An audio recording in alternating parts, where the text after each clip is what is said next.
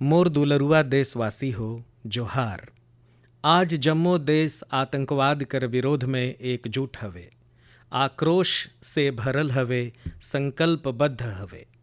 आज हर भारतीय कर यही संकल्प हवे, हमन ला आतंकवाद ला खत्म करने हवे। संगी हो, ऑपरेशन सिंदूर कर दौरान हमर सेना हरे जो पराक्रम देखाइन हवे, ओ हरे जम्मो हिंदुस्तानी कर सिर ऊंचा कर दहिस हवे।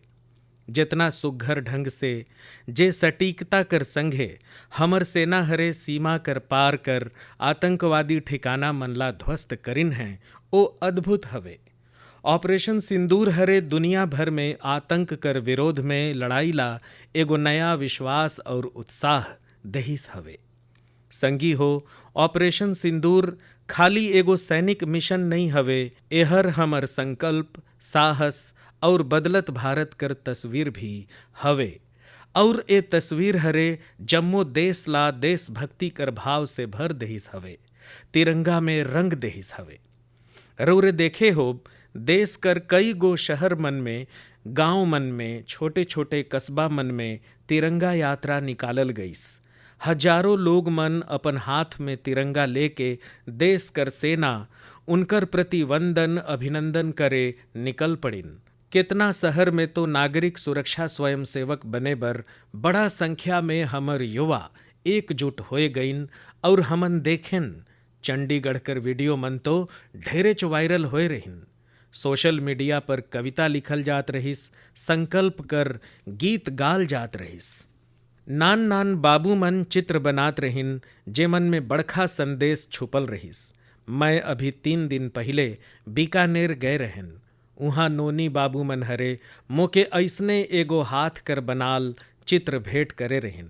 ऑपरेशन सिंदूर हरे देश कर लोग मन ला इतना प्रभावित करिस हवे कि कई गो परिवार तो एला अपन जीवन कर एगो हिस्सा बना लेहिन हवे।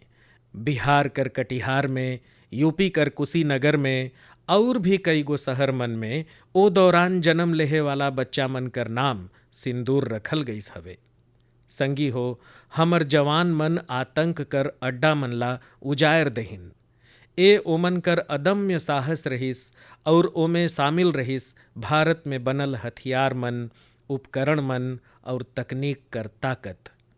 ओमे आत्मनिर्भर भारत कर संकल्प भी रहिस। हमर इंजीनियर मन, हमर तकनीशियन मन, हर कोई कर पसीना ए जीत में शामिल हवे। ए अभियान कर बाद जम्मो देश में वोकल फॉर लोकल ला लेके एगो नवा ऊर्जा दिखत हवे। कई गो बात मन ला छुई लेत हैं। एगो माँ बाप हरे कहिन, अब हमन अपन नोनी बाबू मन बर खाली भारत में बनल खिलौना ही लेहब। देशभक्ति कर शुरुआत बचपन से ही होही। कुछ परिवार मन हरे शपथ लेहिन हवे कि हमन अपन अगला छुट्टी मन ला देश कर कोनो सुंदर जगह में ही बिताब। कई युवा मन हरे वेड इन इंडिया कर भी संकल्प लेहिन हैं, ओमन देश में ही बिहाव करहीं। कोई हरे तो ये भी कहिन हवे, अब तो जो भी उपहार देब ओ कोनो भारतीय शिल्पकार कर हाथ से ही बनल हुई। संगी हो, यही तो हवे भारत कर असली ताकत, जन मन कर जुड़ाव, जन भागीदारी। मैं रउरे मन से भी चिरौरी करत हूँ कि आई ए अवसर पर एगो संकल्प लेहल जाए, जेमे हमन अपन जीवन में जहाँ भी संभव हो देश में बनल चीज मन ला प्राथमिकता देब। ए खाली आर्थिक आत्मनिर्भरता कर बात नहीं हवे, एहर राष्ट्र कर निर्माण में भागीदारी कर भाव है। हमन कर एक कदम भारत कर प्रगति में बहुत बड़ा योगदान बन सकत हवे। संगी हो, बस से कहीं आना जाना कितना साधारण बात हवे, लेकिन मैं रउरे मन ला एगो ऐसन गांव कर बारे में बताना चाहत हूँ जहाँ पहला बार एगो बस हरे पहुँचिस। ए दिन कर उहाँ कर लोग मन नगदे बछर से इंतजार करत रहिन, और जब गांव में पहला बार बस हरे पहुँचिस त लोग मन हरे ढोल नगाड़ा बजा के ओकर स्वागत करिन। बस ला देख के लोग मन कर खुशी कर ठिकाना नहीं रहिस। गांव में पक्का सड़क रहिस, लोग मन ला जरूरत रहिस, लेकिन पहले कभी यहाँ बस नहीं चल पाए रहिस। काहे? काबर की गांव माओवादी हिंसा से प्रभावित रहिस। एहर एगो जगह हवे महाराष्ट्र कर गढ़चिरौली जिला में, और ए गांव के नाम हवे काटेझरी। काटेझरी में आल ए परिवर्तन ला पूरा क्षेत्र में महसूस करल जात हवे। अब यहाँ हालात बहुत तेजी से सामान्य होवत जात हवे। माओवाद कर खिलाफ सामूहिक लड़ाई से अब ऐसन क्षेत्र तक भी बुनियादी सुविधा मन पहुँचे लगिन हवे। गांव कर लोग मन कर कहना हवे कि बस कर आए से ओ लोग मन कर जीवन बहुत आसान हो जाही। संगी हो, मन की बात में हमन छत्तीसगढ़ में होवल बस्तर ओलंपिक और माओवाद प्रभावित क्षेत्र मन में विज्ञान प्रयोगशाला पर चर्चा कर चुके ही। यहाँ कर नोनी बाबू मन में विज्ञान कर प्रति लगन हवे। ओ मन खेल में भी कमाल करत हवे। ऐसन प्रयास मन से पता चलेल कि ए इलाका मन के लोग मन कितना साहसी होथे। ए लोग मन हरे तमाम चुनौती मन कर बीच अपन जीवन ला बेहतर बनाए कर रास्ता चुनिन हवे। मोके ए जान के भी बहुत खुशी होइस कि 10वीं और 12वीं कर परीक्षा में दंतेवाड़ा जिला कर नतीजा बहुत शानदार रहिस हवे। करीब 95% परिणाम कर साथ ए जिला 10वीं कर नतीजा में सबकर ले ऊपरे रहिस। वहीं 12वीं कर परीक्षा में ए जिला हरे जम्मू छत्तीसगढ़ में 6वां स्थान पाइस हवे। सोची, जे दंतेवाड़ा में माओवाद कभों चरम पर रहिस, उहाँ आज शिक्षा कर परचम लहरात हवे। ऐसन बदलाव हमन ला गर्व से भर देहल। मोर दुलरुआ देशवासी हो, अब मैं शेर मन से जुड़ल एगो बड़ा सुघर खबर रौरे मन ला बताना चाहत हूँ। पिछला खाली 5 बरिस में गुजरात कर गिर में शेर मन कर आबादी 674 से बाढ़ के 891 होए गईस हवे। गनती कर बाद सामने आल शेर मन कर ये संख्या बहुत उत्साहित करे वाला हवे। संगी हो, रौरे मन में से ढेरेच लोग ये जानना चाहत होही कि आखिर ए जनावर मन कर गनती कैसे होत होही। ये काम बहुत कठिन हवे। रौरे मन ला ए जान के हैरानी होही कि शेर मन कर गनती 11 जिला मन में 35,000 वर्ग किलोमीटर कर दायरा में करल गए रहिस। जनगणना बर बनल टीम मन 24 घंटा एक क्षेत्र कर निगरानी करत रहिन। ये पूरा अभियान में जांच और फिर से एक दूसर कर जांच करल गईस। एकर से पूरा बारीकी से शेर मन कर गनती पूरा हो सकिस। संगी हो, एशियाई शेर मनकर आबादी में बढ़वार ए देखायल कि जब समाज में स्वामित्व कर भाव मजबूत होयल तब कैसे शानदार नतीजा आयल। कुछ दशक पहले गिर में हालात बहुत चुनौतीपूर्ण रहिस, लेकिन उहाँ कर लोग मन मिल के ओमे बदलाव कर बीड़ा उठाइन। उहाँ एकदम नया तकनीक कर संगे दुनिया कर सबकर ले अच्छा उपाय भी करल गईस। यही दौरान गुजरात पहला ऐसन राज्य बनिस जहां बड़ा पैमाना पर जंगल अधिकारी मनकर पद पर महिला मनकर तैनाती करल गईस। आज हमन जो नतीजा देखत ही ओमे ए लोग मनकर भी योगदान हवे। वन्य जीव संरक्षण बर हमन ला हमेशा जागरूक और सतर्क रहना पड़ही। मोर दुलरुआ देशवासी हो, 2-3 दिन पहले ही मैं पहला राइजिंग नॉर्थ ईस्ट शिखर सम्मेलन में गए रहन। ओकर से पहले हमन उत्तर पूर्व कर सामर्थ्य ला समर्पित अष्टलक्ष्मी महोत्सव भी मनाएन। उत्तर पूर्व कर तो बातें कुछ और है। उहाँ कर सामर्थ्य, उहाँ कर प्रतिभा सही में अद्भुत हवे। मोके एगो दिलचस्प कहानी पता चलिस हवे। कृत्रिम रूप से तैयार करल रेशा मनकर। कृत्रिम रूप से तैयार करल रेशा मन सिर्फ एगो ब्रांड नहीं हवे, बल्कि एहर सिक्किम कर परंपरा, बुनाई कर कला, आज कर फैशन कर सोच, ये तीनों कर सुंदर संगम हवे। एकर शुरुआत करिन डॉक्टर चेवांग नोरबू भूटिया हरे। पेशा से वो पशु चिकित्सक हैं और दिल से सिक्किम संस्कृति कर सच्चा ब्रांड एम्बेसडर। वो सोचिन काबर न बुनाई ला एगो नवा आयाम देहल जाए, और यही सोच से जन्म हुई शिल्प फाइबर कर।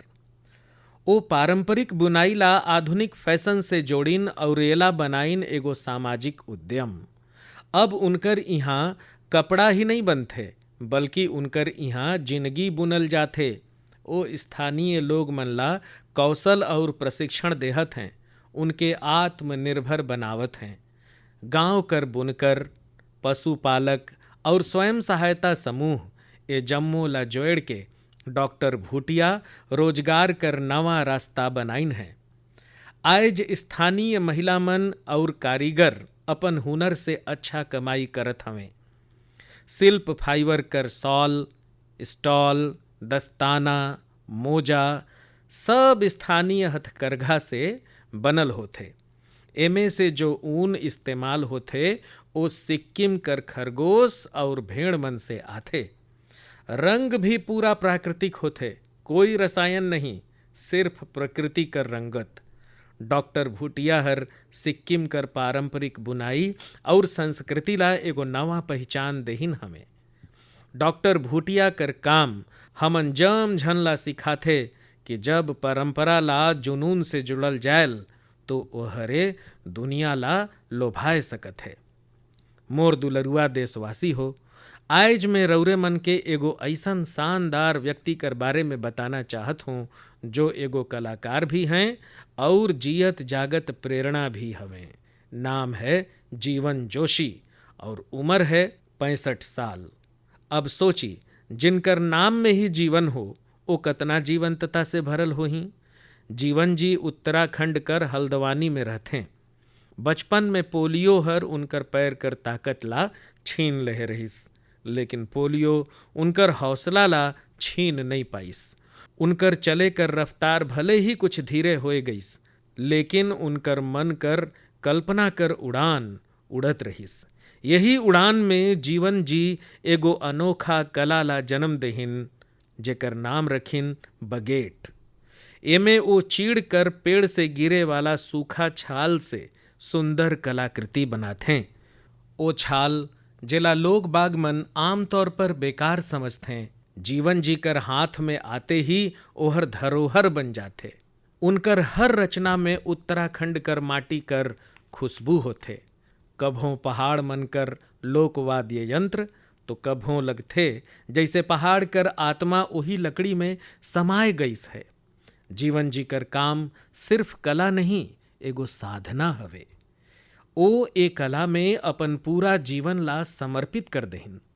जीवन जोशी जैसे कलाकार हमन ला याद दिलाथे कि परिस्थिति चाहे जैसन भी हो, अगर इरादा मजबूत हो तो नामुमकिन कुछ भी नहीं। उनकर नाम जीवन है और वो सच में दिखाए देहिन है कि जीवन जीना का होथे। मोर दुलरुआ देशवासी हो, आज कई ऐसन महिला मन हैं जो खेत कर संघे संघे अब आसमान कर ऊंचाई पर काम करत हवें। जी हाँ, रउरे सही सुनन, अब गांव कर महिला मन ड्रोन दीदी बन के ड्रोन उड़ावत हैं और ओकर से खेती में नवा क्रांति आवत है। संगवारी हो, तेलंगाना के संगारेड्डी जिला में कुछ समय पहले तक जो महिला मन के दूसर पर निर्भर रहना पड़त रहिस, आज वही महिला मन ड्रोन से 50 एकड़ जमीन पर दवा कर छिड़काव कर काम पूरा करत हैं। बिहाने 3 घंटा, सांझ के 2 घंटा और काम निपट गिस।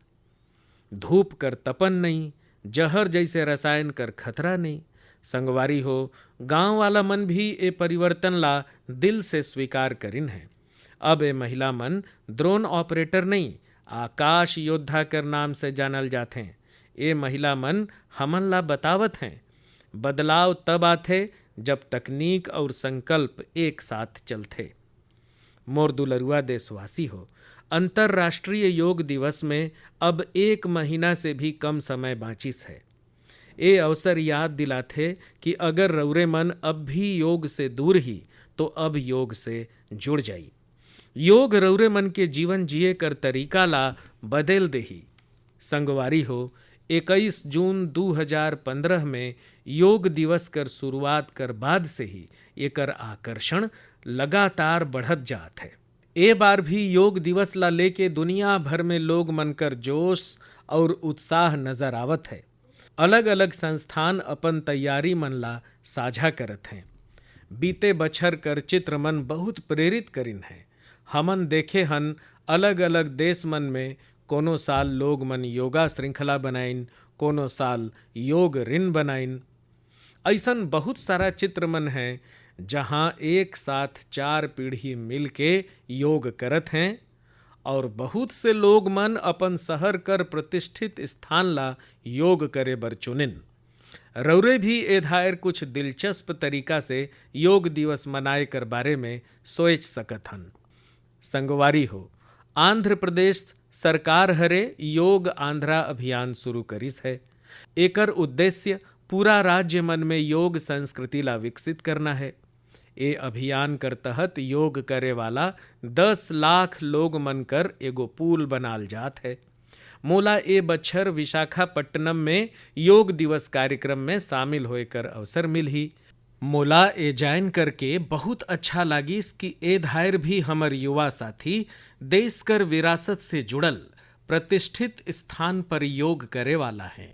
कई ठन युवा मन नवा रिकॉर्ड बनाए बर और योग श्रृंखला कर हिस्सा बने कर संकल्प लेहिन है। हमर कारपोरेट भी एमे पीछे नहीं है। कुछ संस्थान कर कार्यालय में ही योग अभ्यास बर अलग स्थान तय कर देहिन है।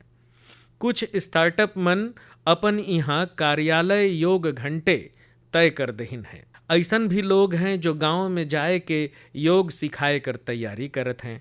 आरोग्य और स्वस्थता ला लेके लोग मन के ए जागरूकता मोला बहुत आनंद देहत हवे। संगवारी हो, योग दिवस कर संगे संगे आयुर्वेद कर क्षेत्र में भी कुछ ऐसन होइस है जेकर बारे में जान करके रौरे मन के भी बहुत खुशी होही। कल्हेच यानी 24 मई के WHO कर महानिदेशक और मोर मित्र तुलसी भाई कर मौजूदगी में एगो MOU हस्ताक्षर करल गईस है। ए अनुबंध कर साथ ही स्वास्थ्य हस्तक्षेप कर अंतर्राष्ट्रीय वर्गीकरण कर तहत एगो समर्पित पारंपरिक चिकित्सा मॉड्यूल पर काम शुरू हो गईस है।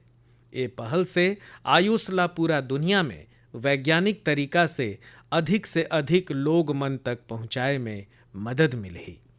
संगवारी हो, रौरे मन स्कूल मन में श्यामपट तो देखे हो, लेकिन अब कुछ स्कूल मन में शुगर बोर्ड भी लगाल जात है। श्यामपट नहीं, शुगर बोर्ड। CBSE कर ए अनोखा पहल कर उद्देश्य है लइका मन के उनकर चीनी लेहे के प्रति जागरूक करना। केतरा चीनी लेना चाहिए और केतरा चीनी खाल जात है, ए जान के लइका मन अपन से ही स्वस्थ विकल्प चुने लगिन है। ए एगो अनोखा प्रयास है और एकर असर भी बड़ा सकारात्मक होही।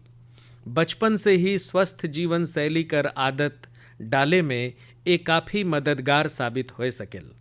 कई गो पालक मन एला सराहिन है और मोर मानना है ऐसन पहल दफ्तर, कैंटीन और संस्थान मन में भी होना चाहिए। आखिरकार सेहत है तो सब कुछ है।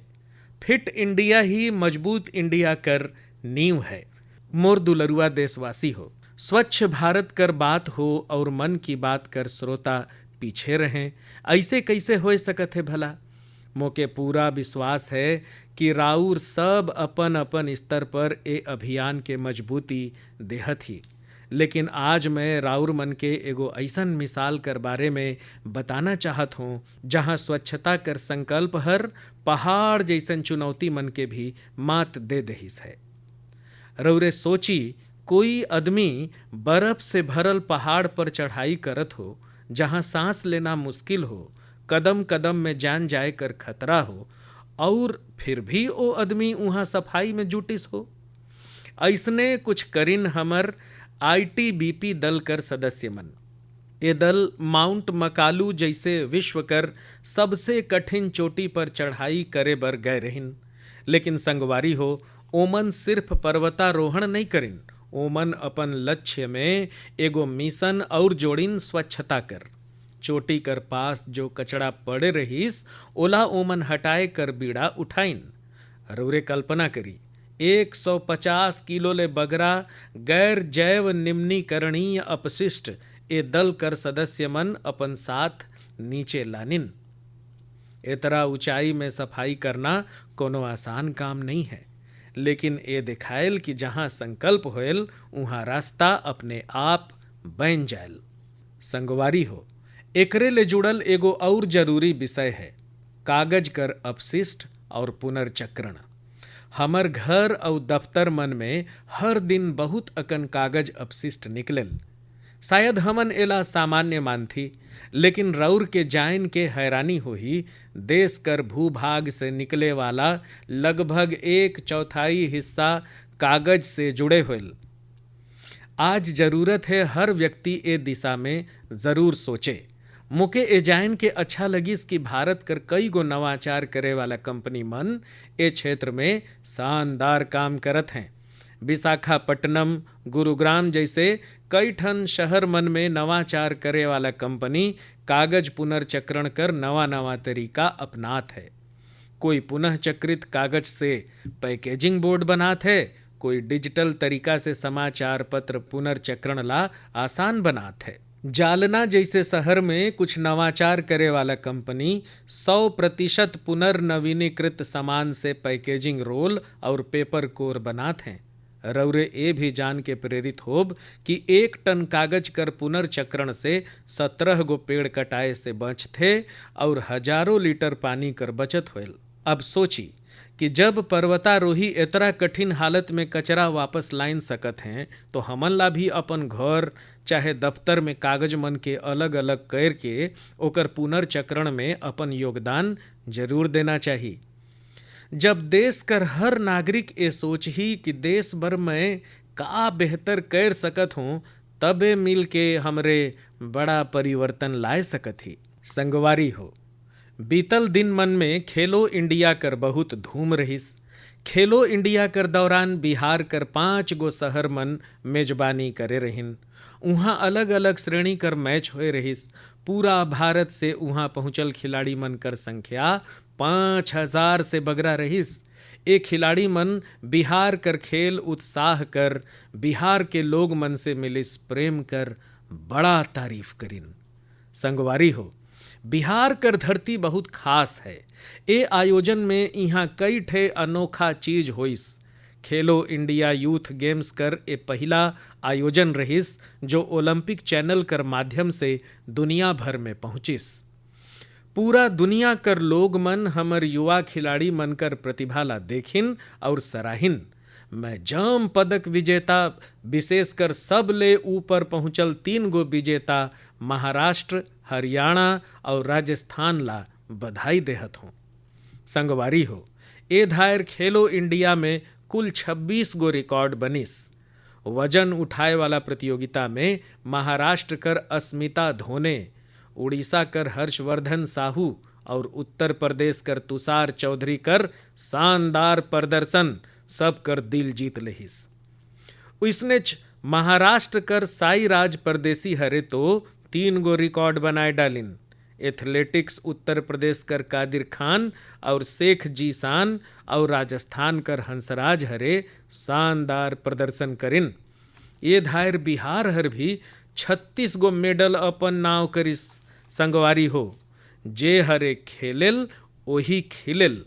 युवा खेल प्रतिभा बर टूर्नामेंट बहुत मायने रखेल। एकस आयोजन भारतीय खेल मन कर भविष्य और संवारे वाला है। मोर दुलरुआ देशवासी मन, 20 मई के विश्व मधुमक्खी दिवस मनाल गईस। यानी एगो ऐसन दिन जो हमन ला सुरता करायल कि शहद केवल मिठास नहीं बल्कि सेहत, स्वरोजगार और आत्मनिर्भरता कर मिसाल भी है। पाछू 11 बछर में मधुमक्खी पालन में भारत में एगो मीठी क्रांति हुईस है। आज से 10-11 बछर पहले भारत में शहद उत्पादन एक साल में करीब 70 से 75 हजार मीट्रिक टन होत रहिस। आज ए बाढ़ के करीब 1.25 लाख मीट्रिक टन कर आसपास हो गईस है। यानी शहद उत्पादन में करीब 60% कर बढ़ोतरी हुईस है। हमन शहद उत्पादन और निर्यात में दुनिया कर आगू कर देश में आए चुके हन। संगवारी हो, ए सकारात्मक प्रभाव में राष्ट्रीय मधुमक्खी पालन और शहद मिशन कर बहुत बड़ा भूमिका है। एकर भीतरी मधुमक्खी पालन से जुड़ल हजारों किसान मन ला प्रशिक्षण देहल गईस, उपकरण देहल गईस और बाजार तक उनकर सीधा पहुंच बनाल गईस। संगवारी हो, ए बदलाव खाली आंकड़ा मन में नहीं दिसेल, ए गांव कर जमीन में भी साफ साफ दिसेल। छत्तीसगढ़ कर कोरिया जिला कर एगो उदाहरण है। यहाँ आदिवासी किसान मन सोनहनी नाम से एगो शुद्ध जैविक शहद ब्रांड बनाइन है। आज ओ शहद GEM संघे कई ठे ऑनलाइन पोर्टल में बिकत हवे, यानी गांव कर मेहनत अब वैश्विक होत है। यही कस उत्तर प्रदेश, गुजरात, जम्मू कश्मीर, पश्चिम बंगाल और अरुणाचल प्रदेश में हजारों महिला मन और युवा अब शहद उद्यमी बन चुकिन हैं। संगवारी हो, और अब शहद कर केवल मात्रा नहीं, ओकर शुद्धता में भी काम होवत है। कुछ स्टार्टअप अब AI और डिजिटल तकनीक से शहद कर गुणवत्ता ला प्रमाणित करत हैं। और अगली बार जब भी शहद खरीदब तो ए शहद उद्यमी मन कर बनाल शहद ला जरूर अजमाई। कोशिश करी कि कोई स्थानीय किसान से, कोनो महिला उद्यमी से घलो शहद खरीदी। काबर की ओ हर बूंद में स्वाद ही नहीं, भारत कर मेहनत और उम्मीद घुले रहते। शहद कर ए मिठास आत्मनिर्भर भारत कर स्वाद हवे। संगवारी हो, जब हमन शहद ले जुड़ल देश मन कर प्रयास कर गोठ करत हन तो मैं राउर मन ला एगो और पहल कर बारे में बताना चाहत हूँ। ए हमन ला सुरता दिलायल कि मधुमक्खी कर सुरक्षा खाली पर्यावरण कर नहीं, हमर खेती और भविष्य कर पीढ़ी कर भी जिम्मेदारी है। ए उदाहरण है पुणे शहर कर, जहाँ एगो आवास सोसाइटी में मधुमक्खी मन कर छत्ता हटाल गईस, शायद सुरक्षा कर कारण या डर कर कारण से, लेकिन ए घटना हरे कोई ला कुछ सोचे बर मजबूर कर देहिस। अमित नाम कर एगो युवा हरे तय करीन कि मधुमक्खी ला हटाना नहीं, ओके बचाना चाहिए। ओ हरे खुद सीखिन, मधुमक्खी मन पर खोज करिन और दूसर मन ला भी जोड़ना शुरू कर देहिन। धीरे धीरे ओ हरे एगो टीम बनाए लेहिन, जेला ओ नाम देहिन बी मित्र। अब ए बी मित्र मधुमक्खी मन के छत्ता ला एक जगह से दूसर जगह सुरक्षित तरीका से ले जाते, ताकि लोग मन ला खतरा न हो और मधुमक्खी भी जिंदा रहे। अमित जी कर ए प्रयास कर असर भी बड़ा सुघर होइस है। मधुमक्खी मन कर कॉलोनी बचत है, शहद उत्पादन बढ़त है और सबकर ले जरूरी है लोग मन में जागरूकता घलो बढ़त है। ए पहल हमन ला सिखायल कि जब हमन प्रकृति कर संगे तालमेल में काम करथन तो ओकर फायदा जम झन ला मिलेल। मोर दुलरुआ देशवासी मन की बात कर ए अंक में ए धायर इतनेच। राउर एही कस देश कर लोग मन कर उपलब्धि ला, समाज बर उनकर प्रयास मन ला मोला भेजत रही। मन की बात कर अगला अंक में फिर मिलब, कई ठे नवा विषय और देशवासी मन कर उपलब्धि कर चर्चा करब। मोके राउर मन कर संदेश कर इंतजार रही। रउरे जम झन ला बहुत बहुत धन्यवाद। जोहार।